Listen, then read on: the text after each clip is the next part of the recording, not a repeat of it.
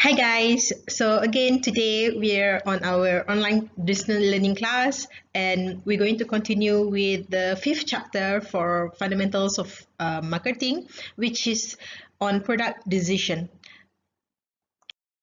Let's look at what we're going to learn in this particular chapter.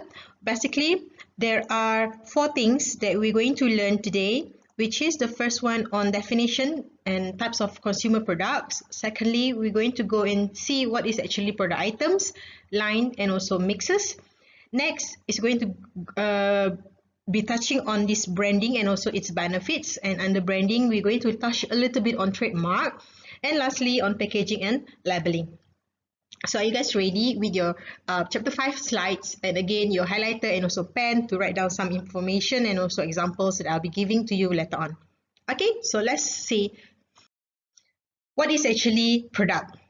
As you know in your 4Ps, right, product is one of your marketing mix. So in chapter 5 and also chapter 6, we're going to go through in depth of what is actually product all about. So in this chapter 5, we're going to see about product, and later on in chapter 6, next week, we're going to be learning on the product development and also the product life cycle. So let's concentrate on this particular topic first, which is on what is actually product, what is actually service, and also experiences. So product, as you know, is everything, yeah. It's not like good morning everything. No, it's anything, all right? So product is anything that can be offered in a market for attention, acquisition, use, or consumption that might satisfy a need or want. While service, as you know, is the intangible part of it, and experience are actually those that representing the buying of that particular product, the process of you going through when you buy a product. So it also includes like what will you experience if you go to that particular shop or a mall that doesn't sell products.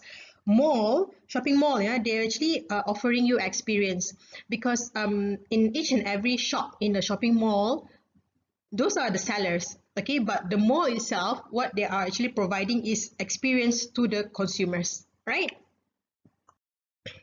Next, we're going to look at the level of product and also service. So please bear in mind that every product, especially, okay, and also services, will have these three levels, okay, three levels, which starts from the core customer value, and then we go to the actual product, and then the augmented product. Now the customer value or the core customer value is actually not the actual product, but rather the benefits or the reasons why people buy that particular product. So that is the core customer value. Next, actual product. So the actual product is actually the physical part of it, right, where it can have some features, design, packaging, a quality level, as well as a brand name. While the augmented product are those the intangible aspect of the product itself, which includes after sales service, warranty, product support, and also delivery and credit. Credit here in terms of when you can actually pay later and get the product first, or you can pay things by installment and so on. All right, so let's take an example.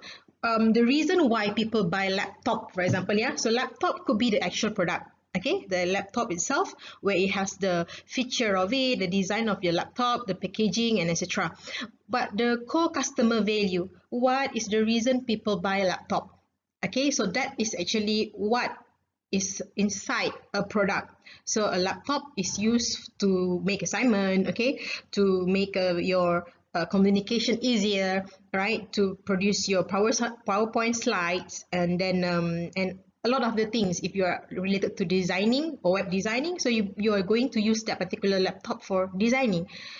And those gamers, for example, the core customer value they will look for when they buy a laptop is that it has all those functions and also features that can give them and make them win, okay, if they play using that particular laptop. All right. Next, the actual product you already know just now with the brand. Is it HP? Is it Apple MacBook? Okay.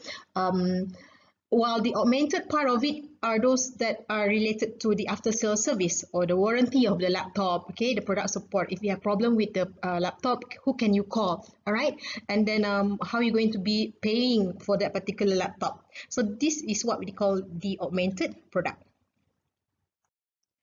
Okay, so here we're going to learn on the types of consumer products. But before that, let us look at there are actually two types or two category, which is for consumers and also for the industrial.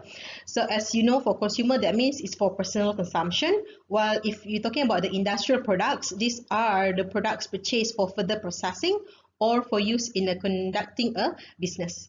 You can see the example here lah. You don't buy this one, let's say for your what they call it, your own farm. You don't need this because perhaps your farm is not that big. But if let's say you own a farm and you are selling your crops, yeah, in that particular farm, then you might need this particular tractor, which you're gonna use it as you to conduct the business. So we're going to look at on further types of consumer products, yeah.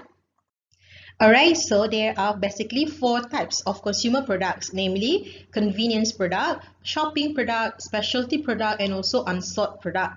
Now, let's look at convenient product. They are normally inexpensive, which is very cheap item, alright, that merits a little shopping effort. Now, again, you can relate this particular types of consumer product with chapter 3 that you have learned, yeah, on the involvement level and also how people will go through all the process of buying decision process, yeah, to buy the product. But for a convenient product, typically you will just, because the word convenient, yeah, so you will just buy the product because it's normally very cheap, okay, and then you don't have to think very long overnight, okay, to buy that particular convenient product. Next is shopping product. From the word shopping, these are things that you normally go for shopping, yeah, which requires comparison shopping because it is usually more expensive than the convenient products and it is found in fewer stores. However, the convenient product just now could be found anywhere, everywhere, easily found. That's why the word convenience come in, all right? While the shopping products, normally you go to shopping mall, all right? So you can actually think of, let's say, what are some examples, okay, before I go to that example later on. Next, specialty product. From the word special, yeah, so it is a specialty product which a particular item that consumers search extensively for and are reluctant to accept substitutes. Typically, this product are very high involvement, yeah, and when you want to buy a specialty product, you will go through the full process of consumer decision making, and then it will take time, okay, as it's high involvement. You will ask a lot of people and you will think about it twice or three times before you actually purchase the product. Lastly, the word unsought product. So the unsought product, from the word unsought, you don't look for it. Sought is the past tense of seek, okay? You're seeking for the product, but this one, you are talking about the non-seek product, which is unsought product.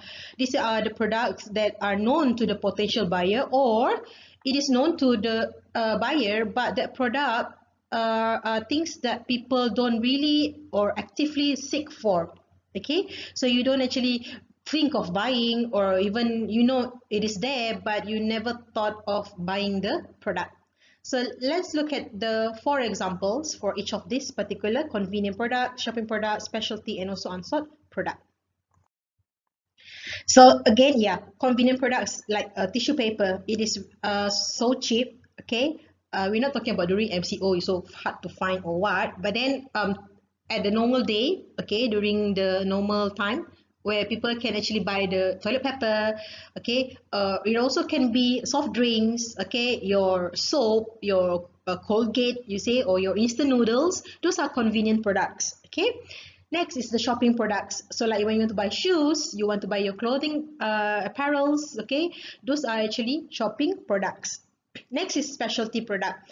The example could be this particular MAC cosmetics, yeah, guys. If you do not know cosmetic, then if you go to shopping malls, right, then you see those particular boutiques.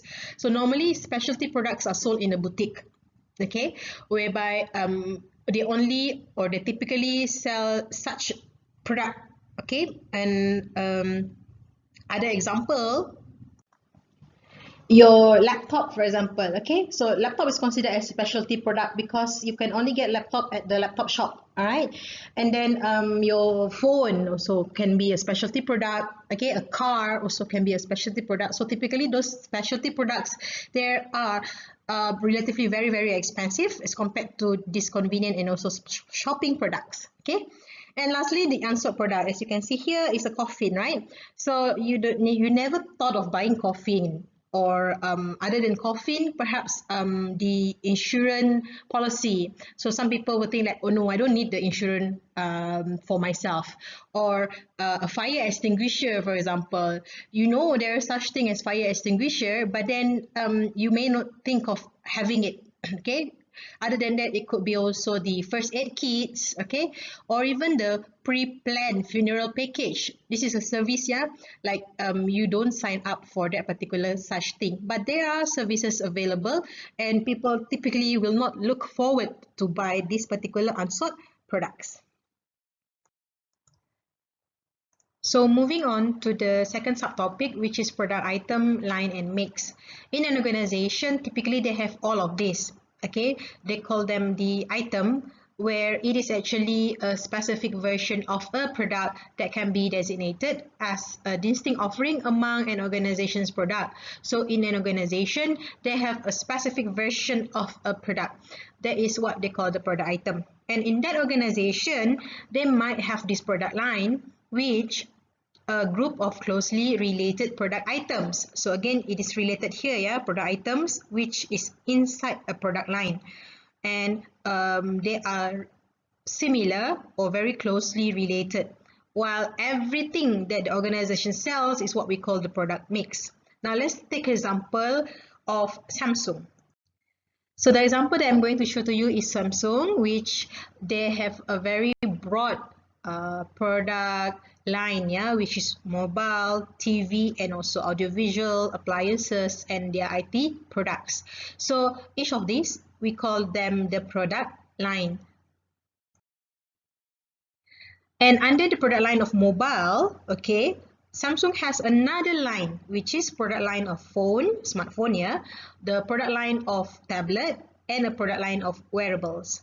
All right. So in a smartphone, for example, so each of these, Galaxy Fold, Galaxy S, and Galaxy Note here, is considered as the product item, which is a specific version of the product that they sell.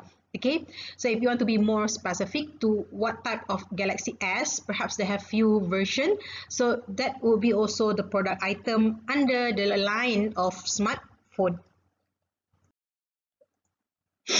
Other than mobile, let's look at the TV line and also audiovisual line. So you can see the TV here, where this particular whole thing is what they call the product line of TV. They have the QLED 8K or 4K TV. This is product item. Super big TV, this is the product item. A curved TV, this is a product item. Okay, and when you look at the audio and visual, for example, then you will have the other product items that are considered under the audio and video line. So all of these, okay, all of these are their product mix, plus whatever inside mobile just now, and also later in the appliances. Let's look at it.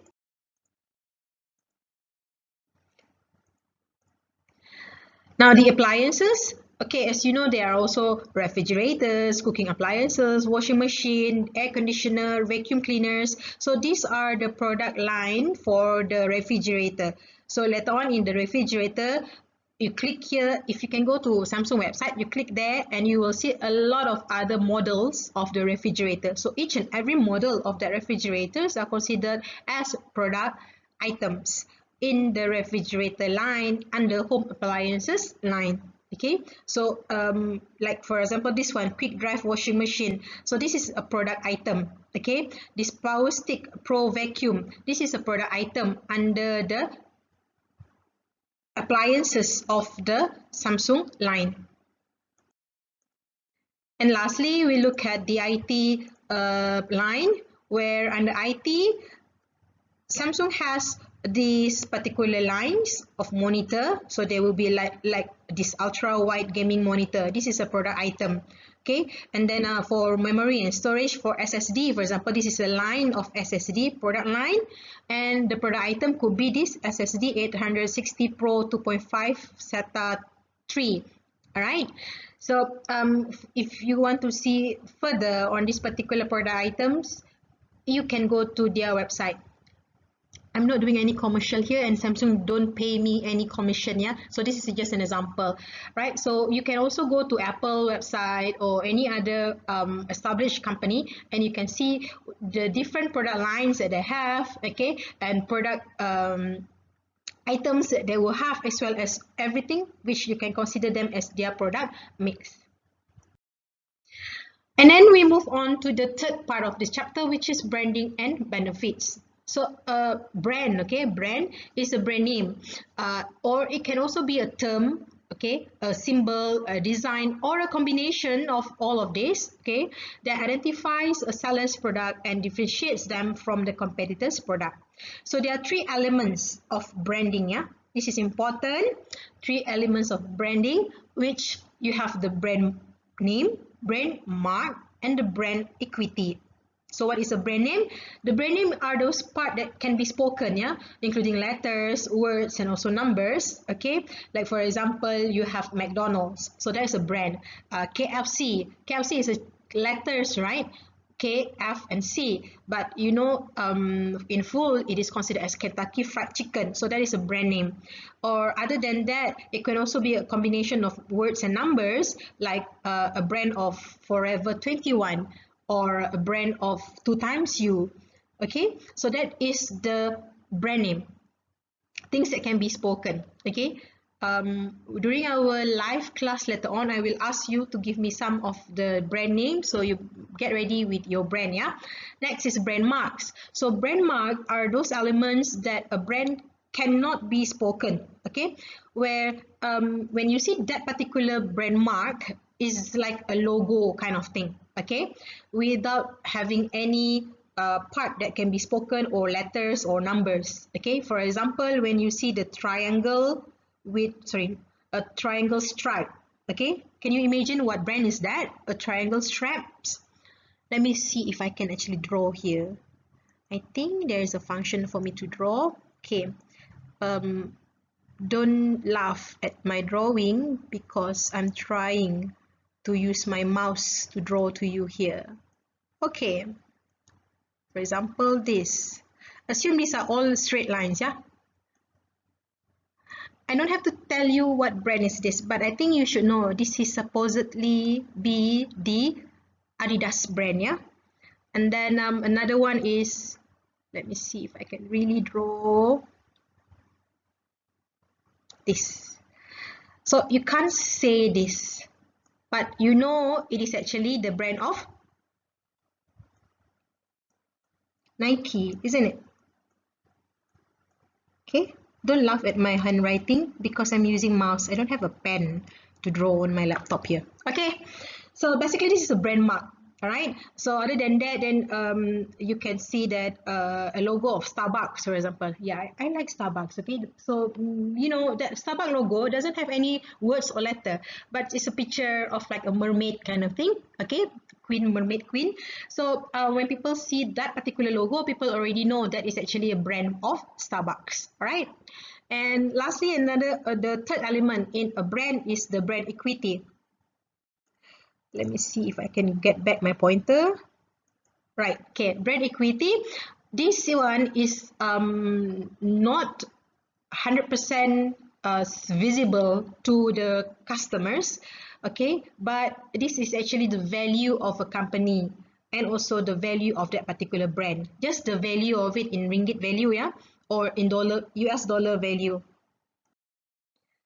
These are some of the examples of brand name and also brand mark. When I told you just now, a combination of words and also numbers, so like Forever 21, okay, the letters itself, the GAP, gap, okay, 2XU is another example, okay, and then you know this one is what?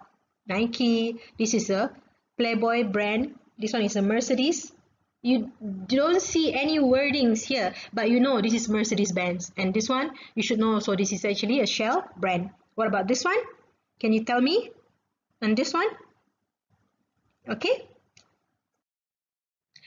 The last part, the second part of the branding is that the benefits of it. Okay, so what are the benefits of branding? Includes product identification, because if you don't have any brand, people do not know and cannot identify your product.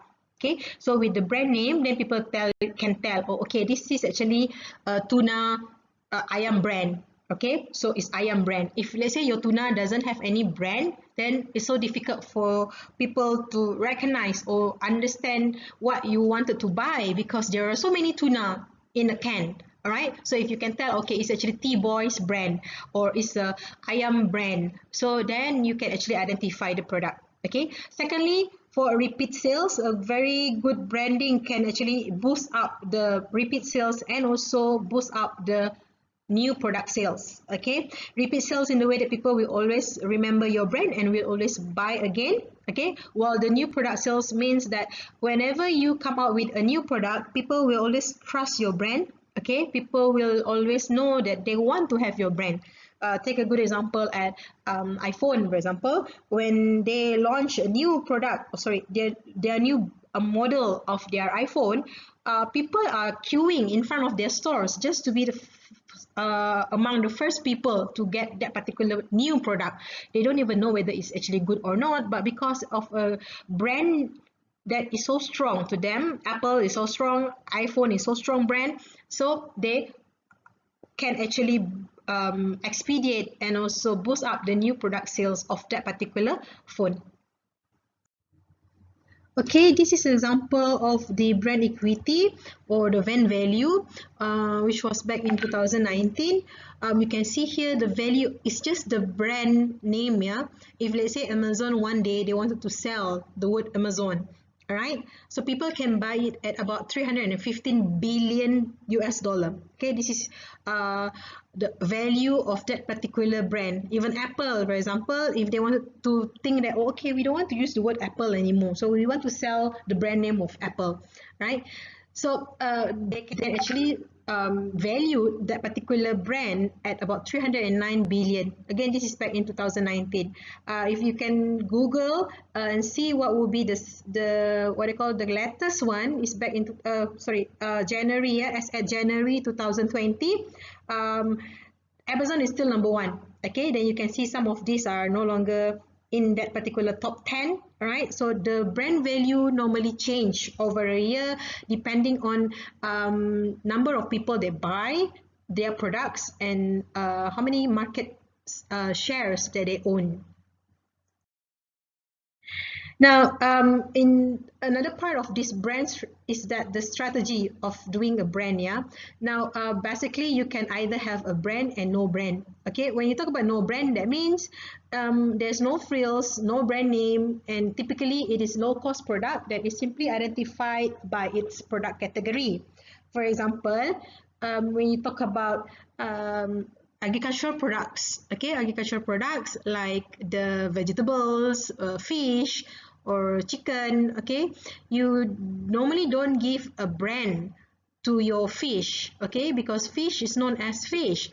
Like you don't say, okay, I want to buy ikan bawal jenama merah, no, or ikan bawal brand emas, no, okay. So when you say ikan bawal, it's just ikan bawal, right? Or if you want to buy kangkong, for example, sayur kangkong, so there's no such thing as sayur kangkong brand unicorn or a brand bintang. Okay, so the product category itself is the brand. Okay, because you know, okay, when you talk about buying sayur, so it is that particular sayur. Carrots, you don't give a brand to a carrot, right? So that is when you talk about having no frills, no brand name, and normally there are low cost product.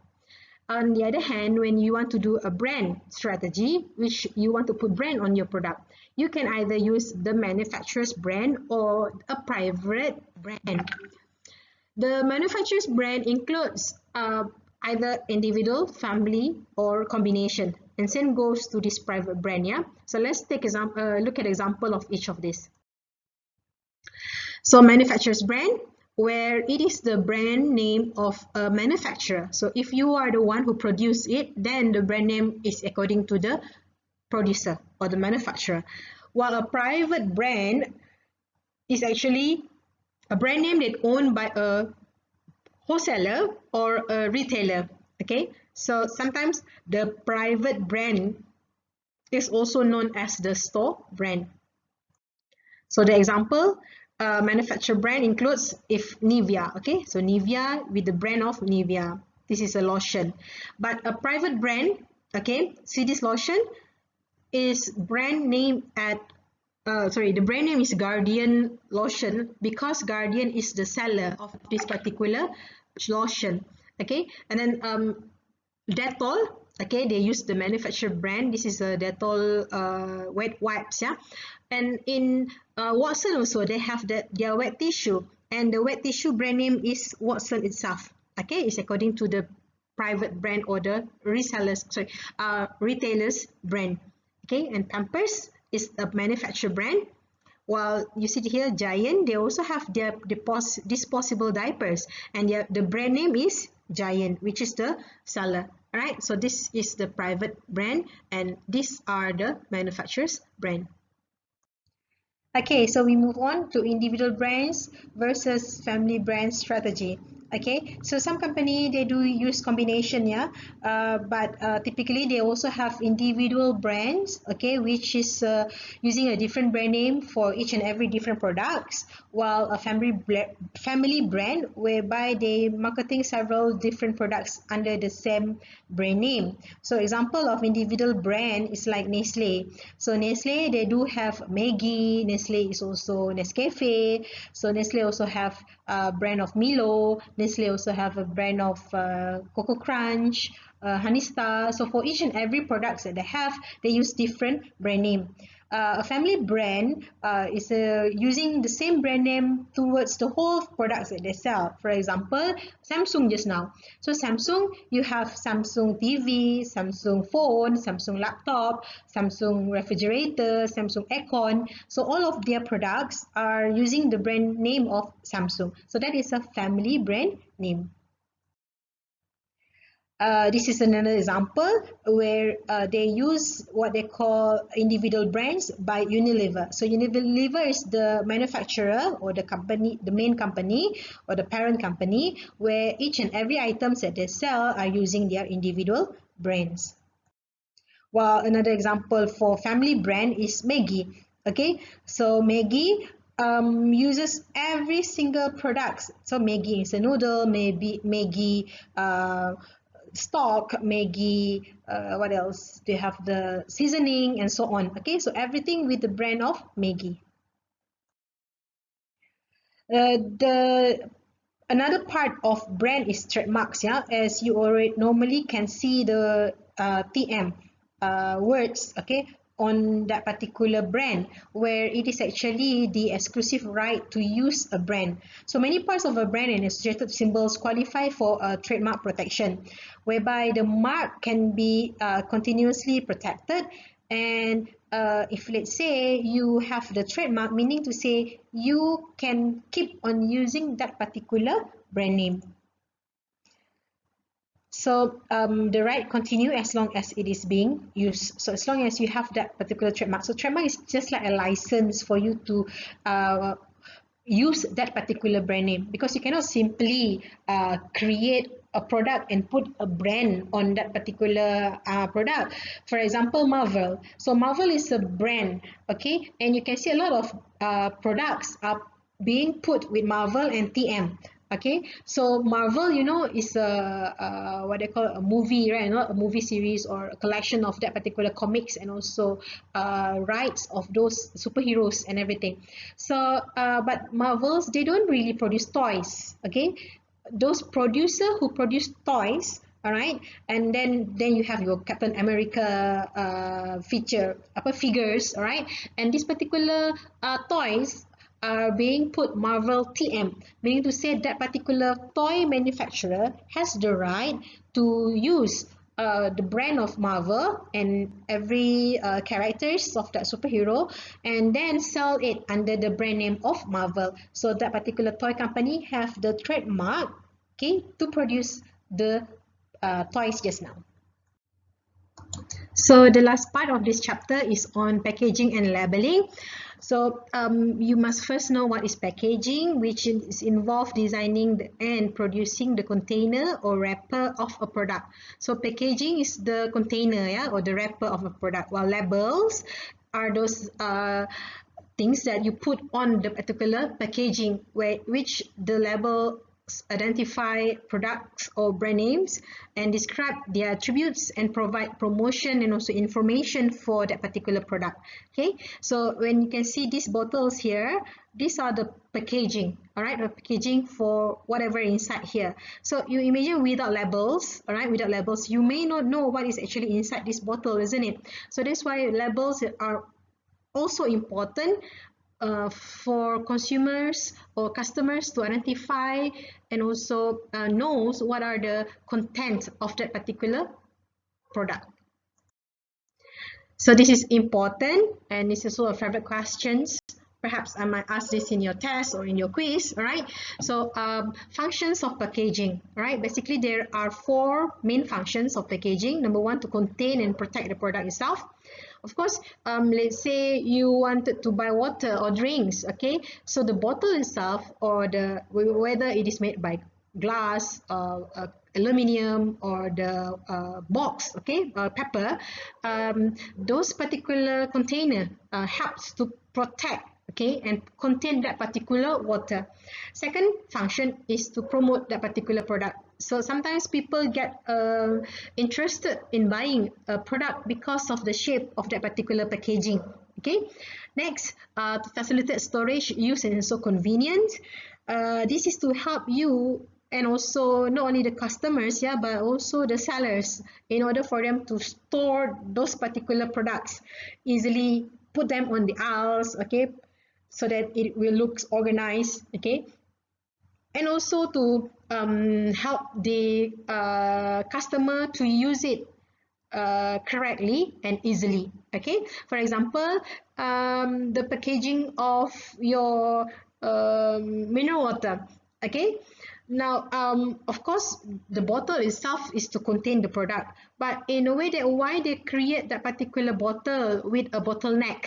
Okay, so that is easy for you to drink because your mouth is small, right? And not if you imagine if that particular bottle is very big, okay, and you can put the whole bottle into your mouth, right? So a small outlet for that particular bottle will facilitate you to drink without spilling it off, all right? And lastly, to facilitate recycling. This is part of environmental friendly efforts by the companies to help and to also reduce the pollution in the environment. So when they create a packaging, okay, that can be reused, okay, that can be reused in the future, then it will actually help to reduce the wastages. And then the labeling itself, right? So there are 2 types of labeling can be done on a packaging, all right? So it can be either persuasive labeling or informational labeling. A persuasive labeling focus on promotional theme, okay, where its main purpose is actually to make people attracted to that particular product, okay, to promote the product, while the information on it will be secondary. On the other hand, the informational labeling helps people to make proper selection because usually on the label will have a lot of information and tell people what are actually the content, the features, the ingredients and everything, inclusive of the use and also the care, how to use the product, okay, how to take care of the product. Those are the informational labeling, and typically this particular labeling, informational labeling, will help to lower the cognitive dissonance because you already know that this is actually what inside the packaging. So you will decide based on information given to you, and you know what to expect already inside that particular packaging. This is an example of a persuasive labeling, whereby when people see this, then it looks attractive, okay, with the bright colors and everything, but there are not much information inside here. So perhaps the one who will actually take this may not know what is actually or how actually this thing works. All right. What about this one? Can you see a lot of information here? Yes, isn't it?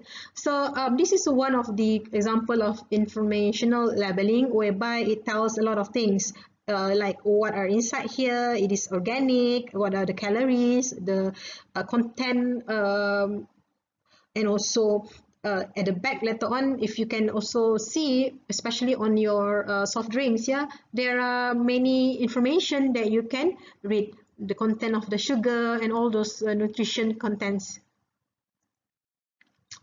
Okay, like this one. So usually you have the date, when is it expired, the name, the weight and everything. Okay.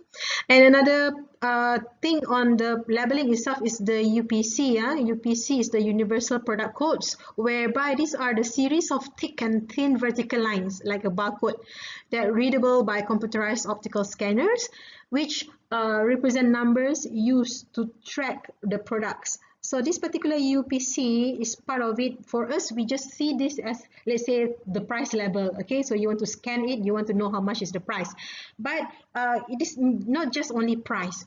Okay, the information that is linked to the computer, perhaps not only to the particular seller, but also to the manufacturer. In Walmart, for example, which is in the United States, yeah, they have this UPC codes which link that particular product to the factory of that particular supplier. So that every day the supplier knows how many stocks have been sold out the moment the customer check out, yeah, from Walmart, and then the supplier or the manufacturer of that particular product knows that, okay, how many stocks left. So without having the Walmart to actually call, okay, hello, your product is almost finished, can you restock your product? No, they don't have to do that anymore. But the manufacturer themselves already know how many stocks left in that particular store, and then they be able to send, okay, or ship the product so that it will be restocked. Okay, so with that we finish the whole chapter 5. If you have any questions, then you can ask me later on during our live session. Okay, thank you guys.